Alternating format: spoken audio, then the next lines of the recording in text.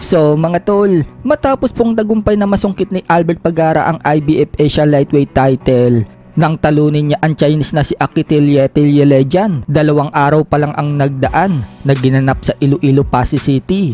Nagsalita na nga po si Albert Pagara mga tol sa mga pinupukol sa kanya ng mga haters na sinasabing pangit daw ang pinakita niya sa laban at sinasabi yung Chinese daw dapat ang panalo dahil mas marami umanong pinakawalan ang Chinese kumpara kay Albert Pagara. Wika ni Pagara mga tol sa live niya sa kanyang official Facebook page. Aminado siya na hindi maganda ang pinakita niya sa laban. Halos magdadalawang taon na daw kasi siyang layoff sa boxing. Sadyang magaling lang din daw talaga ang nakalaban niya. Pero ganun pa man, hindi naman daw siya napatumba ng Chinese. Bagamat hindi daw basta-basta ang nakalaban niya at hindi pipitsugin. Kumpiyansa si Pagara na mas lumamang siya sa puntos, kaya nakuha niya ang panalo. Makikita naman umano na malalakas ang binibitawan niyang suntok at talagang tumatama sa kalaban. Hindi daw basihan yung maraming suntok. Marami kang ang bumato ng suntok pero hindi naman daw tumatama. Pag ganun daw mga tol, wala daw yung puntos. Pero kahit na pa isa-isa daw ang suntok niya, makikita naman daw na tumatama talaga sa kalaban. Kaya sa mga bashers umano niya, hindi lang daw nila alam kung ano ang rules ng boxing. Pero pasensya na daw sa mga bashers niya kung hindi daw maganda ang pinakita niya sa laban. Dahil daw yan sa tagal niyang hindi sumampa sa ibabaw ng ring. Pero babawi daw siya sa susunod na laban. Dagdag pa ni Pagara mga tol, ang importante daw dyan, nanalo tayo. Binanggit pa ni Pagara na inaabuso na nga daw tayo sa Philippine Sea ng mga Chinese. At kahit papano, nakabawi daw tayo ng talunin niya ang Chinese. Sorry talaga sa hindi ko na magandang performance. Dahil ay 1 year, 2 years layoff at magaling pa yung kalaban natin. Kaya pero hindi tayo tumba. Diba? Kaya yun ang pinaka-the best. Kang suntok pero hindi nakatama yun, walang score yun. Pero yung isa-isang suntok pero pakita yung tama talaga. Kaya yun ang score talaga ng boxing.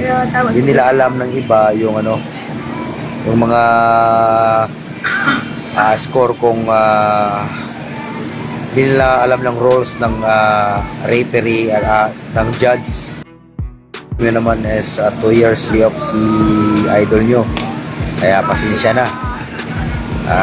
Hindi magandang pinakita kong laban. At babawi rin tayo sa susunod nating laban.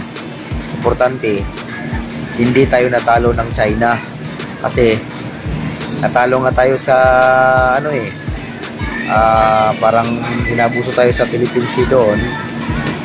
At sana naman nakabawi tayo kundi lang, diba? Sa kabilang banda naman mga tol, upset naman po ang nangyari dito kay Gary Antoine Russell na lumaban sa card ni Tank Davis dahil ang 100% knockout ratio na si Russell natalo sa kamay ni former WBA regular super lightweight world champion Alberto Puello. Tinalo siya via split decision. Hindi po umubra ang pagiging knockout artist nitong si Russell. Hindi man lang natinag itong si Alberto Puello. Nakuha ni Puello ang panalo sa pagiging accurate ng suntok. Dahil dyan mga tol, nasungkit na ni Puello ang interim WBC super lightweight. Speaking of 100% knockout ratio mga tol, ganyan din po ang nangyari sa labang kahapon ng IBF Super Lightweight World Champion Subriel Matias. Big upset nga po ang nangyari mga tol. Tinalo si Matias ng challenger na si Liam Paro ng Australia. Mismo sa baluarte ni Matias sa Puerto Rico, tinalo siya sa pamamagitan ng unanimous decision. Hindi nga rin po umubra ang pagiging knockout artist ni Matias dito sa challenger. Dahil dyan mga tol, si Liam Paro na ngayon ang bagong IBF Super Lightweight World Champion. Samantala, may lumaban naman po na Pinoy sa card ni Subriel Matias versus Liam Paro. Yan po ang Pinoy na si Kenny Dimencillo. Mukhang inalat po ang Pinoy mga tol dahil tinalo siya ng number 6 WBA contender super bantam na si Kevin Gonzalez ng Mexico via 9th round technical knockout sa kanilang 10-rounder bout sa super bantam. Maganda naman po sana ang pinakitang tapang ng Pinoy, subalit sa 9 round, bumaba ang depensa ng Pinoy. Kaya nasingitan siya ng kaliwang solid ni Gonzalez. Nasundan pa ulit siya ng isa pang kaliwa. Kaya bagsak si Kenny Dimencillo. Nakatayo pa naman siya mga tol. Pero dahil hindi na makaganti ng suntok ang Pinoy, hininto na ng referee ang laban. Dahil dyan, bumagsak na ang record ni Dimencillo sa 17 wins and 8 losses and 2 draws. Habang umabante naman ang record ni Kevin Gonzalez sa 27 wins 1 loss and 1 draw. Ang nag-iisang talo po ni Gonzalez mga tol mula dito kay Murodjon Akhmadaliev kung saan tinapos siya via technical knockout sa 8th round.